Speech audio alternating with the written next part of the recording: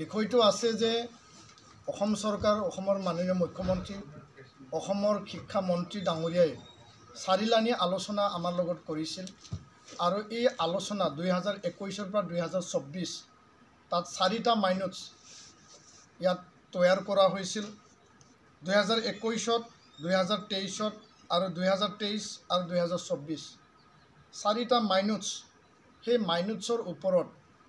যোৱা 19 জুন তাৰিখে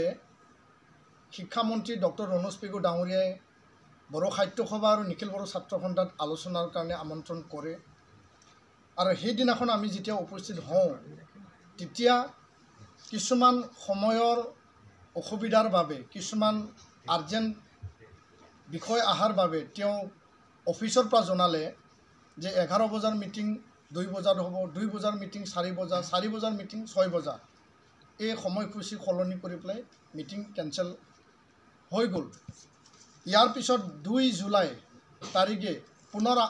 এপছু আৰু বড়ো সাহিত্য সভাক আমন্ত্ৰণ জনালে মুখ্যমন্ত্ৰী আৰু শিক্ষামন্ত্ৰীৰ মাইনটছৰ ওপৰত আলোচনা হ'ব এই মিটিঙো কেনচেল কৰি দিলে 5 জুলাই 2024 পুনৰ আমাক মিটিঙত আমন্ত্ৰণ জনালে আকৌ পুনৰ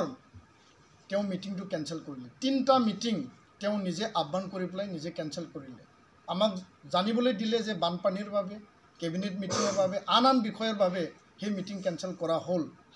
কিন্তু আচৰিতভাৱে সেই কথাটো আমি জানিব বিচাৰিছিলোঁ তেওঁৰ পৰা যে ট্ৰাইবেল ৰেষ্ট হাউচত যেতিয়া আমি তেখেতক লগ পাইছিলোঁ CC টাৱাৰ মিটিঙত মই শিক্ষামন্ত্ৰী ডাঙৰীয়াক প্ৰশ্ন কৰিছিলোঁ যে আমাৰ 3 লানি মিটিং কেনচেল হৈ গ'ল সেই মিটিংটো নেক্সট কেতিয়া হ'ব তেওঁ কোনো উত্তৰ নিদিলে তো ইয়াৰ কাৰণে 25টা বিষয়ৰ ওপৰত বড়ো মাধ্যমৰ ভৱিষ্যত আৰু ইয়াৰ যি প্ৰাণ সেই মাধ্যমটো আগুৱাই নিবৰ কাৰণে ৰাইট টু এডুকেশ্যন আৰু ৰাষ্ট্ৰীয় শিক্ষা নীতি আধাৰত মাধ্যম আজি তাৰিখৰ ক্লাছ 12লৈকে চলি আছে আমি যেতিয়া দিছপুৰলৈ যাওঁ বিভিন্ন বিভাগলৈ যাওঁ শিক্ষা বিভাগত বহুতো বিষয়া অফিচাৰে নাজানে যে বড়ো মাধ্যম ক্লাছ 10লৈকে চলি আছিল এতিয়া ক্লাছ 12লৈকে আৰম্ভ হৈছে সেই বিষয়টো বহুত বিষয়াই মানে অৱগত নহয় তেওঁলোকে কেতিয়াবা ক'ব বিচাৰে যে এই বিষয়টো লৈ আপোনালোকে বিটিআৰত যাওক সকলো বিষয়টো আমাক বিটিআৰৰ পিনি ঠেলি দিয়া এটা মনোভাৱ এতিয়া বিষয়াসকলৰ মাজত জাগি উঠিছে এই কথাটো আমি মুঠেই সন্তুষ্ট নহয় এই কথা এইটো আমি দুখ পাওঁ কাৰণ ৰাজ্য চৰকাৰে ৰাজ্যৰ শিক্ষা বিভাগে শিক্ষাৰ বিষয়সমূহ সুচাৰুৰূপে সমাধান আৰু দায়িত্ব সহকাৰে সমাধানৰ কাৰণে তেওঁলোকে কাম কৰিব লাগে 25টা বিষয়ৰ ওপৰত মাইনটছ তৈয়াৰ কৰা হৈছিল মাননীয় মুখ্যমন্ত্ৰী ডাঙৰীয়া শিক্ষামন্ত্ৰী ডাঙৰীয়া এই আলোচনাত সেই 25টা বিষয়ত যি মূল বিষয়সমূহ আছে যে 6.3 বিটিআৰ চুক্তি আধাৰত বিদ্যালয় প্ৰাদেশিকৰণ কৰিব লাগে 10টা কলেজ প্ৰাদেশিকৰণ কৰা হ'ল 4 বছৰত কিন্তু high school higher secondary LP ME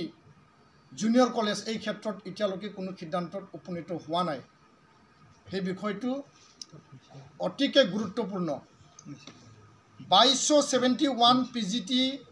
post graduate teacher appointment কৰা হৈছিল 2021ত অসমীয়া মাধ্যমৰ বিদ্যালয়ৰ কাৰণে হায়াৰ ছেকেণ্ডাৰী লেভেলত PGT টিচাৰ আৰু সেই সময়তে আমি প্ৰশ্ন কৰিছিলোঁ যে বড়ো মাধ্যমৰ শিক্ষকসকল কেতিয়া এপইণ্টমেণ্ট পাব আৰু হায়াৰ ছেকেণ্ডাৰীবিলাক আপগ্ৰেড কৰি পেলাই তাত পোষ্ট ক্ৰিয়েশ্যন কৰা হ'ব 101 হায়াৰ ছেকেণ্ডাৰী আপগ্ৰেডেশ্যনৰ প্ৰপ'জেল দিয়া হৈছে পোষ্ট ক্ৰিয়েশ্যন হোৱা নাই কোভিডৰ সময়ত যিবিলাক 95 হায়াৰ ছেকেণ্ডাৰী বড়ো অধ্যুষিত অঞ্চলত আপগ্ৰেডেশ্যন কৰা হৈছিল তাত কোনো পোষ্ট ক্ৰিয়েশ্যন নাই ছাত্ৰ ছাত্ৰী এডমিশ্যন ল'লে বিনা শিক্ষকে তেওঁলোকে পৰীক্ষা দিলে আৰু এই ছাত্ৰ ছাত্ৰীৰ ভৱিষ্যত এতিয়া অতি ভয়াৱহ ৰূপত তেওঁলোকে জীৱনটো পাৰ কৰিব লগা হৈছে তেওঁলোকৰ শিক্ষাৰ ভৱিষ্যত নাইকিয়া হৈ গৈছে ইয়াৰ দুখ কোনে ল'ব সেই কথাটো আমি আজি প্ৰশ্ন কৰিব বিচাৰিছোঁ তো 101টা হায়াৰ ছেকেণ্ডাৰী আপগ্ৰেডেশ্যনৰ পোষ্ট ক্ৰিয়েশ্যন কৰিব লাগে 50টা মডেল হাইস্কুল বড়ো মাধ্যমৰ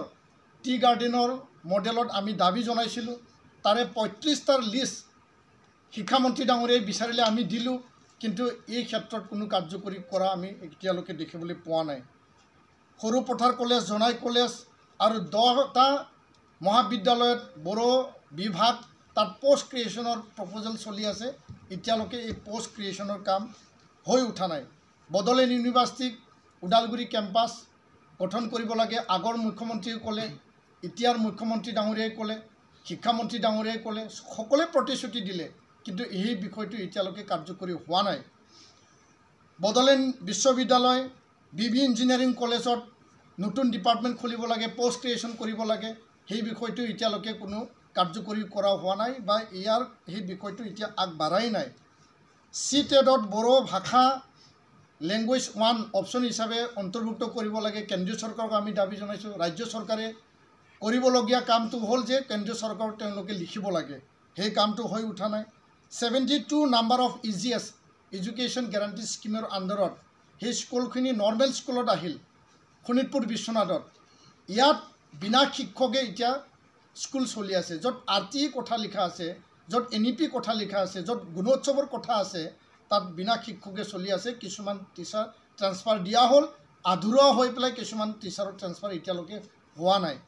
ইয়াৰ